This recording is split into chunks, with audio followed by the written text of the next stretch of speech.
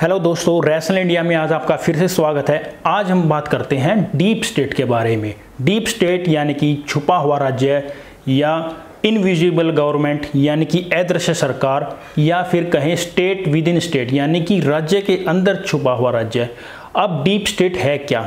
तो deep state ऐसे powerful, ऐसे प्रभावशाली लोगों के ग्रुप को, नेटवर्क को या उनके गैंग को बोलते हैं जो कि जिनके पास इतनी पावर होती है कि वो खुद तो चुनाव लड़के नहीं आते, लेकिन जो चुनाव लड़के जो सरकार आती है उसको भी अपने इशारों पर नचाते हैं और उनकी नीतियों को प्रभावित करते हैं ताकि उनके हितों को कोई भी नुकसान ना हो। और वो इस तरह से छुपकर यानी कि पर्दे के पीछे से सरकार चलाते हैं। किस मंत्री को कौन सा मंत्रालय मिलेगा, इस तरह के बड़े फैसले भी वो डीप स्टेट करता है। अब डीप स्टेट में कौन कौन से लोग शामिल हो सकते हैं? ज़्यादातर देखा गया कि डीप स्टेट में सेना के बड़े अधिकारी, खुफिया एजेंसी के लोग, देश के सबसे अमीर लोग, पूंजीपति, कॉरपोरेट लोग और इस तरह के लोग शामिल होते हैं जो नौकरशाह हैं, ब्यूरोक्रेट्स हैं, जो रिटायर हो चुके हैं या फिर बड़े डिपार्टमेंट के बड़े पदों पर रहे हैं।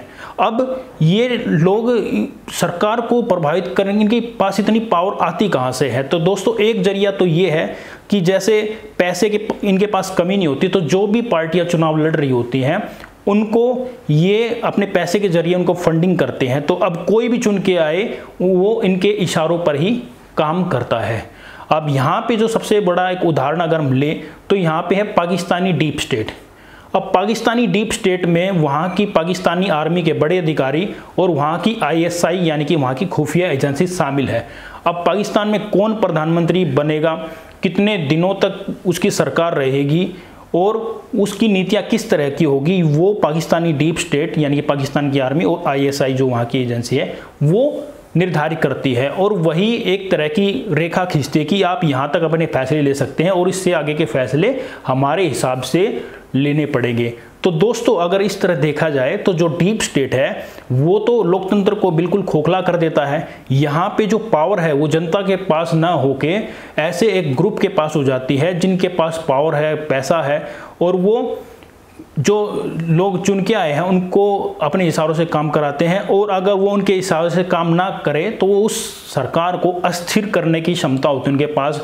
चाहे उनके पास मीडिया का कंट्रोल हो जाए, चाहे उनके पास ऐसे ग्रुप हों जो कि सरकार को एक तरह से अस्थिर कर सकते हैं। तो दोस्तों, यहाँ पे तो डीप स्टेट दुनिया के बहुत सारे देशों में है और कईयों में ज़्यादा है, कईयों में कम है। अब भारत में डीप स्टेट है या नहीं, ये सब आप हमें कमेंट करके बताएं। आपको क्या लगता है कि भारत में अगर डीप स्टेट होगा तो उसमें कौन कौन लोग शामिल होंगे? तो दोस्तों, है ना, बहुत ही इंटरेस्टिंग टॉपिक है ये डीप स्टेट। और आपको अगर हमारा काम पसंद आ रहा है तो आप हमारी इस वीडियो को लाइक ज़रूर करें और चैनल को सब्सक्राइब करना ना भूलें।